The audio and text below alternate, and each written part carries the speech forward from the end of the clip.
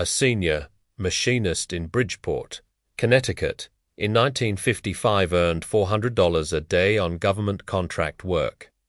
That figure works out to roughly $100,000 a year in mid-century purchasing power. The median American household income that year was about $4,800. The senior machinist outearned the average dentist in his county. He outearned the average attorney. He outearned every salaried office worker on his street. He had a skill that the federal government, every major defense contractor, and every American manufacturer needed urgently. He paid for his trade with 3 to 5 years of paid apprenticeship. He paid no tuition. He carried no debt. He owned his tools and his skills outright, with no corporate hierarchy above him telling him how to do his work. This man built the machine that built America in the 20th century, and his trade has been quietly removed from American high schools across the last 40 years. Welcome to Forgotten Trades Vault. Before we open this vault, hit subscribe so the next archive finds its way to you. The archive opens in 1955 in Bridgeport, Connecticut. This was the moment when the American machinist trade reached its post-war peak, and the moment from which the long, quiet decline began. The numbers, the schools, the wages, and the path back into the trade are all in the federal public record. None of that record reaches the average American high school student today. In 1955, Bridgeport, Connecticut was the machine tool capital of the United States. The Bridgeport Machines Company had been founded in 1938, just outside the city. The Bridgeport vertical knee mill, which had been introduced in 1938, had become the single most produced milling machine in American industrial history. The design was so well executed that the same basic configuration is still in use in tens of thousands of American shops today, nearly 90 years after its introduction. A working machinist in 1955 could walk into any factory in America and recognize the Bridgeport mill on site. He could load a part, set up tooling, and begin cutting metal within minutes, regardless of which factory he was visiting. That common, standard, reduced training time increased mobility between employers and made the working machinist a portable professional across the entire industrial economy. By the 1950s, the Bridgeport mill was the standard machine in every American job shop, every military arsenal, every aerospace contractor, and every university engineering laboratory. The city of Bridgeport and the surrounding region supported more than 30,000 working machinists in the immediate post-war period. Some worked inside the Bridgeport Machines factory. Many more worked across the dense industrial cluster of Connecticut, building the machine tools that built the rest of American industry. Pratt and Whitney built aircraft engines in Hartford. Sikorsky built helicopters in Stratford. Remington built firearms and small machines in Bridgeport itself. The Singer Manufacturing Company built sewing machines and other precision equipment in Bridgeport from 1873 onward. General Electric operated a major industrial complex in Bridgeport for more than a century. The Connecticut machine tool industry employed more than 100,000 workers by 1955. That cluster of skilled labor was one of the densest concentrations of industrial expertise in the world at the time. A young person who grew up in Bridgeport, Hartford, or any of the surrounding towns inherited a working knowledge of metalworking, machine design, and precision production almost by osmosis. The skills were embedded in the community, the local schools taught them, and the local factories paid for them. Behind every American factory in the country stood a machinist who had built or maintained the machines on that factory floor. The trade was solidly upper working class through this period. A senior, journeyman, machinist earned wages that placed him squarely in the upper third of American household incomes. The trade had been growing in the United States since the early 19th century. American machine tool builders had been the world leaders in interchangeable parts manufacturing since the 1840s. The American system of manufacturing developed at the Springfield Armory and at the early Connecticut firearm factories, had revolutionized industrial production worldwide. The Connecticut, Massachusetts, and Rhode Island machine tool builders had been the technological vanguard of American industry for more than a century by the time of the Second World War. By 1900, the United States was the largest producer of machine tools in the world. By the start of the First World War, the American machinist was already recognized as one of the highest-paid blue-collar workers in any industrial economy. The Second World War expanded the trade further. American factories produced more machine tools, aircraft engines, military vehicles, and precision instruments than any nation in human history. That production happened during the 4 short years of American involvement in the war. That output was built by American machinists working in American shops. The $400 day rate from the title of this video corresponds to senior specialists on government and aerospace contract work, but the median rate was not far behind. A typical journeyman machinist in 1955 earned between $250 and $300 a day on commercial work. Many machinists worked overtime on government contracts during the Cold War build-up. Saturday work, Sunday work, and double shifts were common in the aerospace and defense sectors through the late 1950s. A motivated machinist with the right specialty could clear $120,000 in a single year in mid-century purchasing power. That income paid for a house, a car, a wife who did not work outside the home, and college for the children if the family chose that path. The machinist did not need college himself. He had a trade that the country could not run without, and the country paid him accordingly. He owned his tools. He owned his time outside the shift. He answered to no one above him in any organizational chart beyond the shop foreman whose authority ended at the time clock. He retired with a defined benefit pension that supported him for the rest of his life. The trade had a real training pipeline. The Federal Smith-Hughes Act of 1917 had put machine shop on the curriculum of American public vocational high schools. The George Barden Act of 1946 had expanded the funding after the Second World War by the 1950s. Every American state ran high school machine shop programs.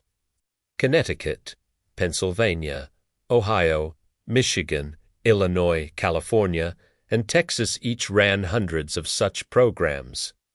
A typical high school machine shop program ran 2 or 3 years and included classroom instruction in mathematics, blueprint reading, and metallurgy alongside the hands-on shop work. Students built real parts on real machines under the supervision of experienced instructors. Many graduates left high school with the basic skills to step directly into an apprentice position at a local employer. The high school programs fed directly into formal apprenticeships at major employers. The International Association of Machinists and Aerospace Workers, founded in 1888, maintained registered apprenticeship programs across the country.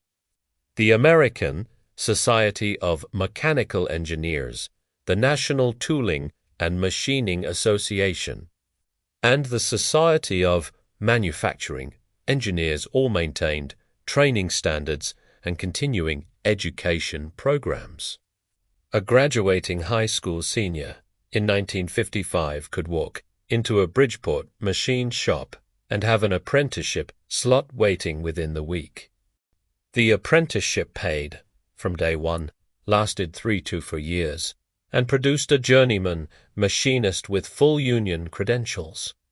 The young machinist graduated at 22, drew a journeyman wage by 23, and owned his own home by 27. These numbers were not unusual or remarkable. They were simply what the trade produced for every young person who entered it. Then came the cultural shift that this channel has documented across so many other American trades. In 1963, the Vocational Education Act began redirecting federal vocational funding away from traditional trade programs. In 1972, the Higher Education Amendments massively expanded federal student loans for four-year colleges. A generation of American guidance counselors was trained in the new framework that emphasized college over trade. The high school machine shop programs began to lose their slots in the schedule. The fully equipped machine shop classroom required expensive milling machines, lathes, and surface grinders. The required academic mathematics classroom required only desks and a chalkboard. The budget pressure favored the cheap option. The cultural pressure favored the four-year college path. The machine shop programs were among the first to be cut when academic requirements expanded. By 1983, the federal report, A Nation at Risk, had pushed every American state to raise its academic graduation requirements. The electives lost ground to required academic coursework. By the year 2000, fewer than 300 American public high schools still offered machine shop as a vocational track. By 2020, the number had fallen below 100. The trade survived, but the high school pipeline was effectively cut. Who benefited from this rearrangement? The universities benefited.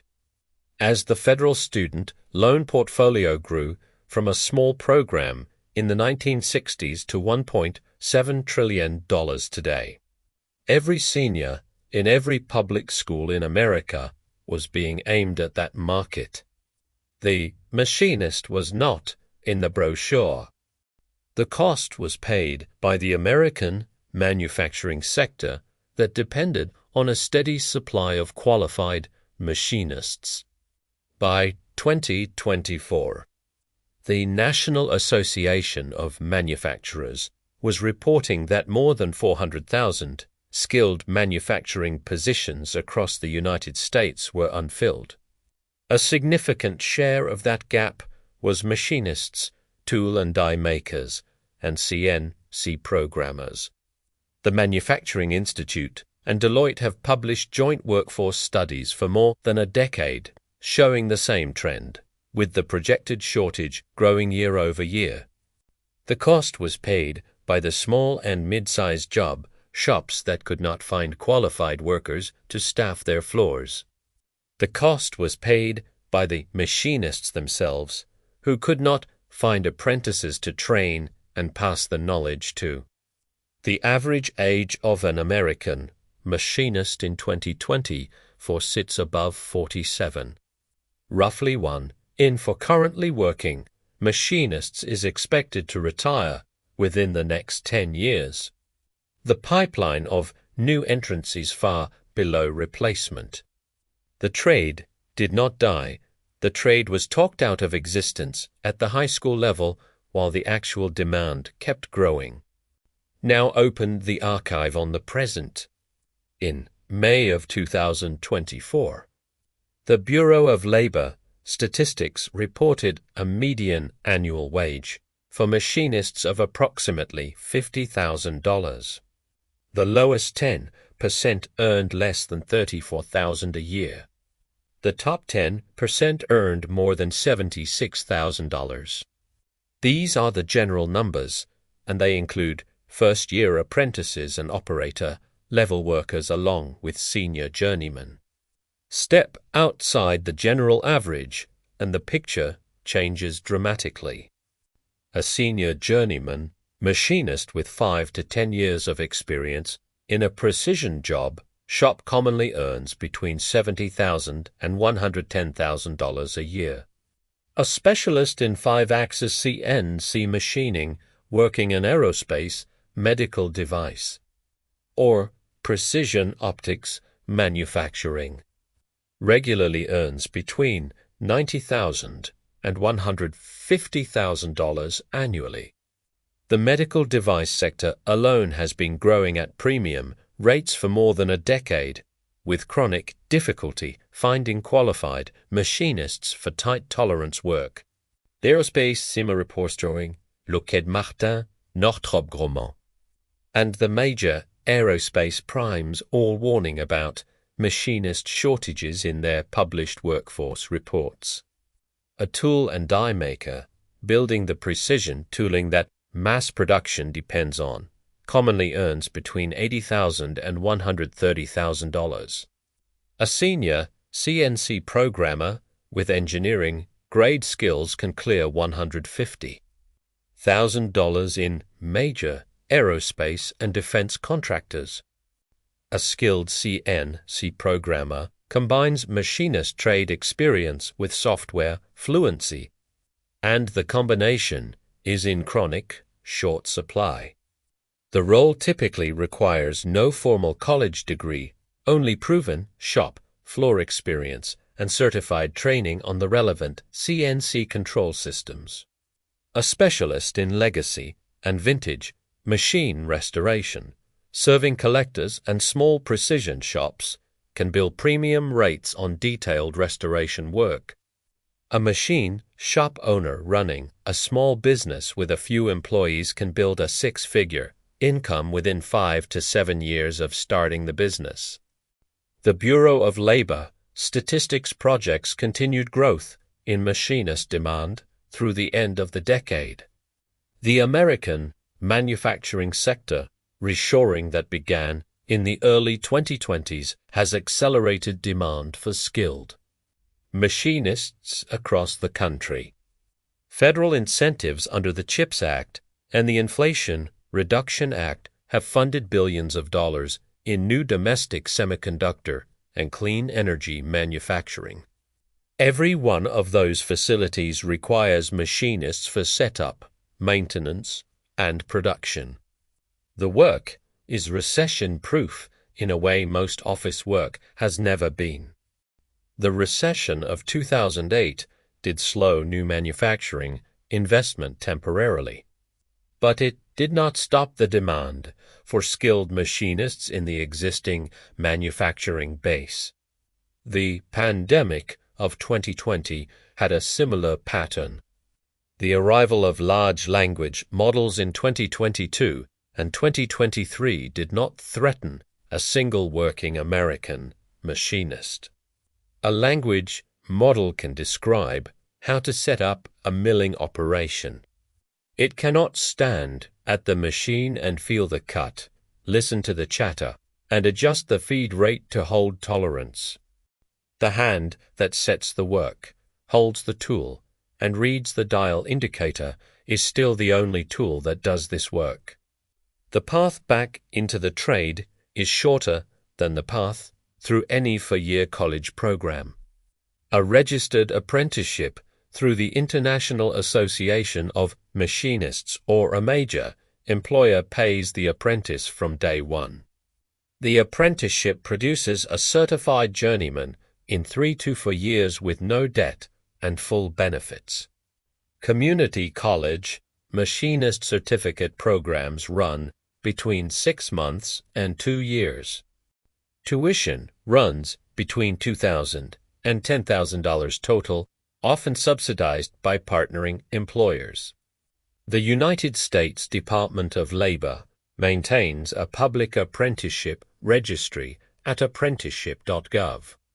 Every state has its own apprenticeship office.